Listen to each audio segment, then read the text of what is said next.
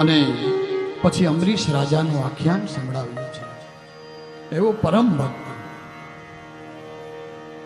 મનુના નભગના નાભાગના નામે પુત્ર થયો. તે સૌથી નાનો ગુરુકુળમાં અભ્યાસ કરવા માટે નાભાગ ગયો છે. ભાઈઓએ પાછળથી ભાગ પાડી લીધો. નાભાગના ભાગમાં પિતા આવ્યા. ભાગ્યશાળી હોય એના ભાગમાં મા બાપ આવ્યો. એવું કહેવાય છે કે માતા પિતા છે ને એ કંઈ આપણે ઉપર ચડી જવાની સીડી નથી કે આપણે ઉપર ચડી જઈએ પછી એને ફેંકી દઈએ.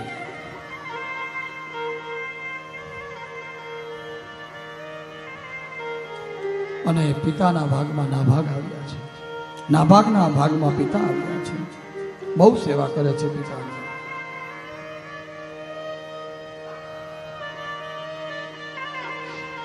એમાં એક વખત અંગીરા કુળના બ્રાહ્મણો યજ્ઞ કરે છે. એમાં વિશ્વે દેવોના 2 સૂક્ત નાભાગે કર્યા.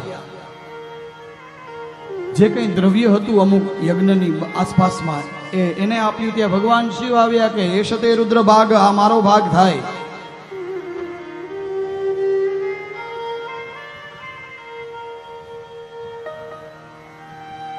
ભગવાન શિવજીએ જોયું કે આ તો એના પિતાની પરમ સેવા કરે છે. આપી દીધું, જા લઈ જા.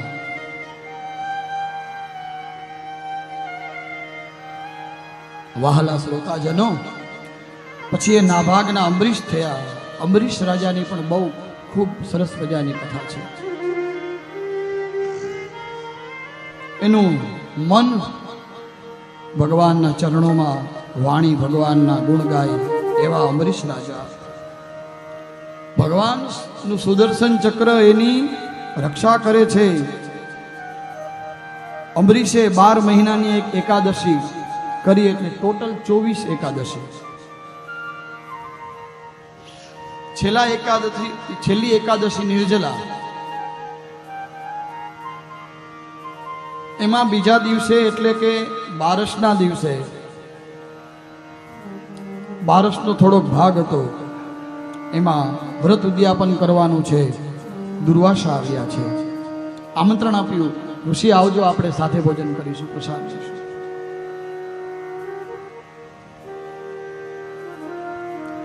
દુર્વાસા ઋષિ સ્નાન કરવા ગયા અને એને સમાધિ લાગી ગઈ.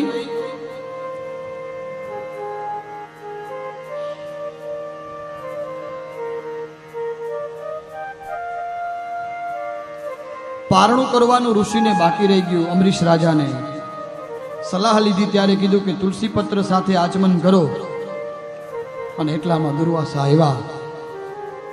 અને દુર્વાસાએ જટા પછાડીને કૃત્યાને ઉત્પન્ન કરી છે. ત્યાં તો ભગવાન વિષ્ણુનું સુદર્શન ચક્ર દુર્વાસાની પાછળ અને દુર્વાસા આગળ ભાગવા લાગ્યા.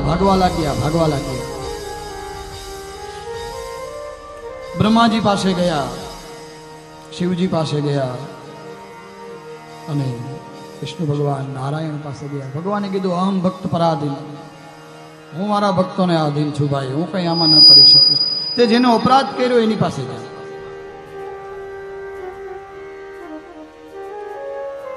ભાગવતજી એવું કહે છે, 1 વર્ષ પછી દુર્વાસા આવ્યા છે.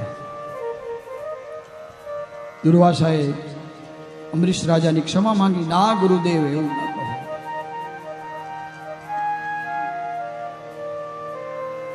દુર્વાસાને અમરીશ રાજાએ કીધું, આપણે હવે પ્રસાદી લેશું. અરે રાજા, આપણે વાત હતી ને, હારે લેશું. 1 વર્ષ સુધી દુર્વાસા ભટકતા રહ્યા અને 1 વર્ષ સુધી અમરીશ રાજાએ મોઢામાં એક દાણો પણ ન નાખ્યો. એટલે શું થયું? અમરીશ રાજાને જે એકાદશીનો 12 એકાદશી બરાબર 24 કરવાની હતી એની જગ્યાએ બીજી 24 થઈ ગઈ. થઈ ગઈ કે ન થઈ ગઈ? ખાધું, પ્રસાદ જ નથી લીધો.